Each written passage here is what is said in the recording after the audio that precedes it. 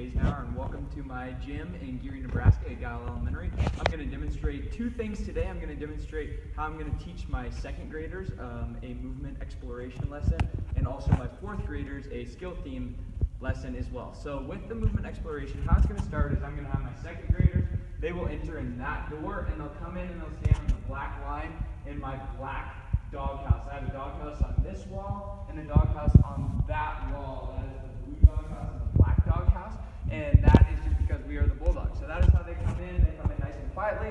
I'll say ready to rock, and then they will say ready to roll, which means that they are ready to listen to me.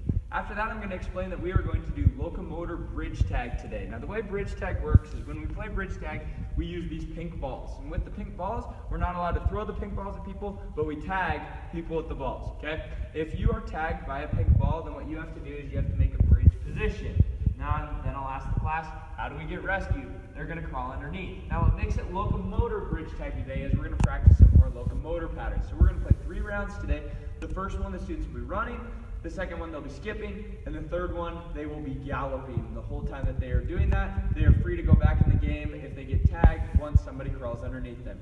After our warm-up, I'm going to have them go back to the black line, and they're going to take a seat. Then I'm going to demonstrate the 2 things that we're going to be doing today. This is where the movement exploration piece comes into play. We will be doing soccer stuff with both 2nd and 4th grade. Now, in 2nd grade, how we're going to do it is I'm going to first explain the things that we have on the board over here. So we're going to be divided up into 2 different groups. After I explain instructions, I'm going to give the 2nd graders 10 seconds to pick a partner, and then after they have a partner, I'm going to have them stand back to back on the black line and assign them to the different groups. However much time is left in our 25-minute class period, they will do shoot and score for half the time, and they will do the skill section over here. Now with the skill section we are going to be dribbling with our left, right knee, left foot, and right foot. Now each group is going to have one of the indoor balls. Now one person is going to try each of those out. So they're going to be kicking, seeing how many times in a row they can get off their foot, off their knee, while their partner counts, okay? Then they'll continue on to kicking it off the wall. They're going to kick it off my wall, and then they're going to catch it and bouncing it off their head as many times. Now, this can be very experimental. There's different ways. They could use the top of their foot. They could use the inside of their foot. I'm going to leave that up to them to decide what works best while their partner keeps track. So that is what they'll be doing over here. Then they're going to rotate over to shoot and score. Now, shoot and score, there's going to be these little goals that are set up like this in poly circles on each side.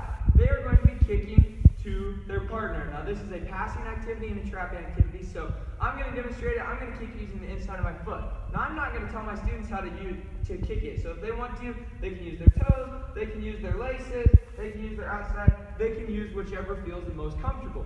But as we all know, the best way to use it is probably using the inside of your foot. It's the easiest to control. So I'm going to kick using the inside of my foot, and I'm going to make it in the goal. Okay? When it goes in the goal, then I score a point.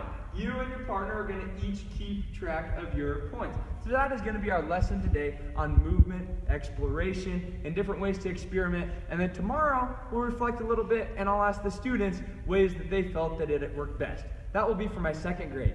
Now we're going to move on to 4th grade. Now 4th grade, this lesson would be okay for them, but they get to the point that they're a little bored with these type of movements, so we're going to move on to a skill-themed approach. So with soccer, we've been doing different things such as working on our dribbling, kicking with the inside of our foot, shooting with our laces, many different things. Now today what we're going to do is we are going to first do our warm-up. Now on our warm-up, the difference between 2nd and 4th grade is my 4th graders, they're going to come into my gym and I'm going to have them go to my squad spot. So my squad spot is going to be any of these squares that are on the ground. They all have assigned a squad spot. Now I'm going to demonstrate the activities we're going to do. They're going to get to their squad spot, and I'm going to tell them how to do each activity. Now the first one we're going to do skiers, which is side to side. We'll do bells, forward and backward. We'll do some arm circles forward, some arm circles backwards.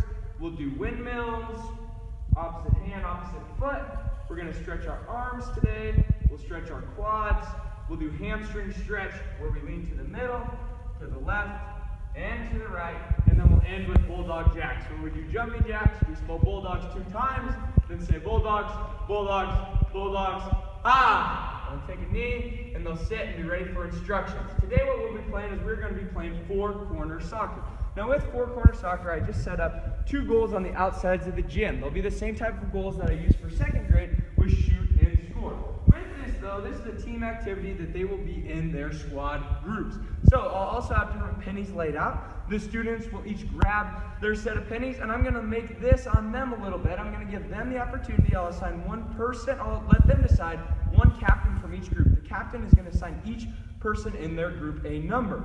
Then, when I blow my whistle throughout the day, if I blow my whistle, then what they're going to do is I'm going to yell out a number. So I might say 1, 2, 3, anywhere up to 6, because there's 6 people in a squad group, and that's who's going to be the goalie. Now, come with me over here.